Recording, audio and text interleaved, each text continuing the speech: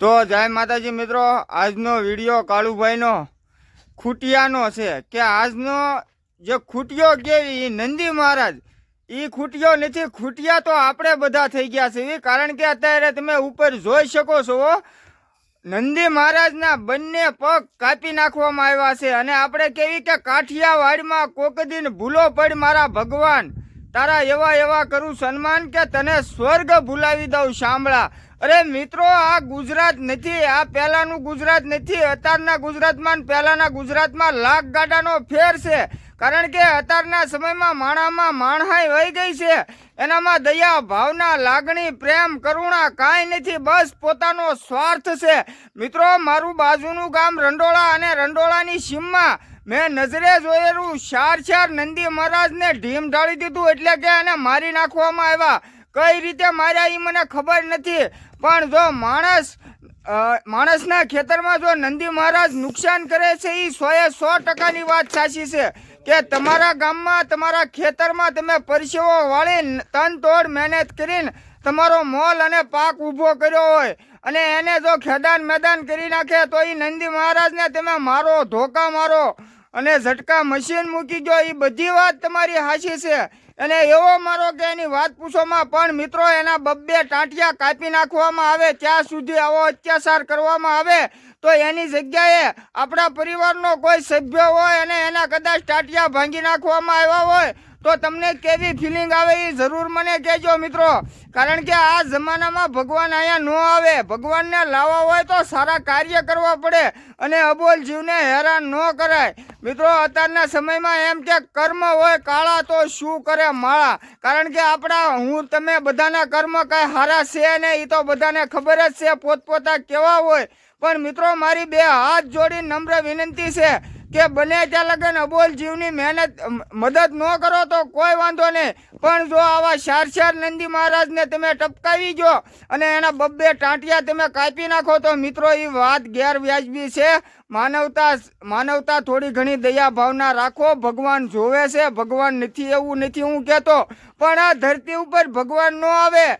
કારણ કે અત્યારનો સમય હળાળ કળયુગનો સમય છે, જ્યાં જોવો ત્યાં માણસને અબોલ જીવને પાણી પીવા માટે, ખાવા માટે, ભોજન માટે વલખા મારવા પડે.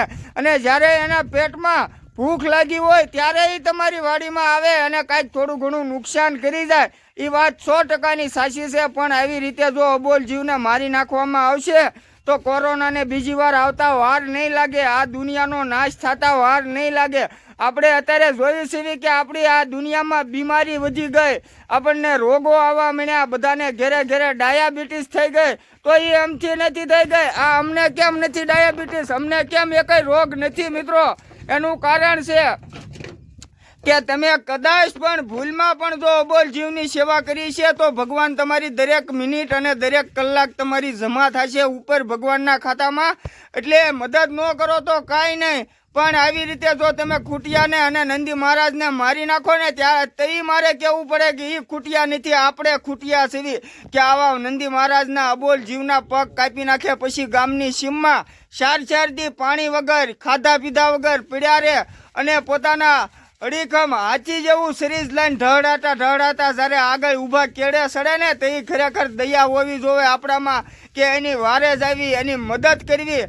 પણ મદદ કરતા હોય એની વચ્ચે આડો પગ પણ ન કરે એવું કાર્ય તમે કરો. અને આ વિડીયાને તમામ ગ્રુપમાં શેર કરજો, જેથી કરીને આવનારી પેઢીમાં, આવનારા ભવિષ્યમાં અબોલ જીવની લોકો મદદ કરે. અને આપણે અત્યારે 100 વર્ષનું આયુષ્ય હતું, આપણે એમાં પસાર થઈ ગયા. હજી તો હું એમ કહું 25-30 વર્ષ થઈ જાય. કારણ કે આપણે જે બીજા વધારાના વર્ષો હતા ને એ અબોલ જીવના જ હતા. કૂતરા, મીંદડા, કાગડા, સકલી એના જીવ હતા, એના વર્ષો આપણને આપ્યા હતા. અને એને એવું બોલી કરી હતી કે ભાઈ અમારા વર્ષ તમે લઈ જાઓ અને અમને ખાવા પીવા રહેવાની સુવિધા તમારી માથે. એટલે મનુષ્યએ તેથી કીધું હતું કે અમે અબોલ જીવની સેવા કરશું, એને ખાવા દેશું, એને પાણી દેશું. અને એ બધું આપણે ભૂલી ગયા. અત્યારે તો પૈસા વાળી દુનિયા ગાંડી થઈ છે. પૈસા તો મિત્રો અમારી આગળ નથી, પણ એક સારું કાર્ય કરો, સારું જીવન જીવો એવી અમારી પ્રાર્થના છે. અબોલ જીવને હેરાન ન કરતા. બાકી પર્સનલ લાઈફ છે બધાની, પોતપોતાની રીતે જીવો. અમે કેવી એમ જીવતા નહીં, પણ અમારો કહેવાનો ભાવાર્થ એવો છે કે અબોલ જીવને ટાંટિયા ન કાપી નાખતા, એને ઠામુકા મારી ન નાખતા, એને ધોકા ઠોકો તમારામાં બળ હોય ને એટલા. પણ હાવ જો જીવ કાઢી નાખશો તો કુદરત પણ નારાજ થાય અને ભગવાન પણ નારાજ નહીં થાય. ભલા માણા ખાવા ધાન નહીં રહેવા દે. એટલે વધારે વધારે આ વિડીયોને શેર કરજો મિત્રો.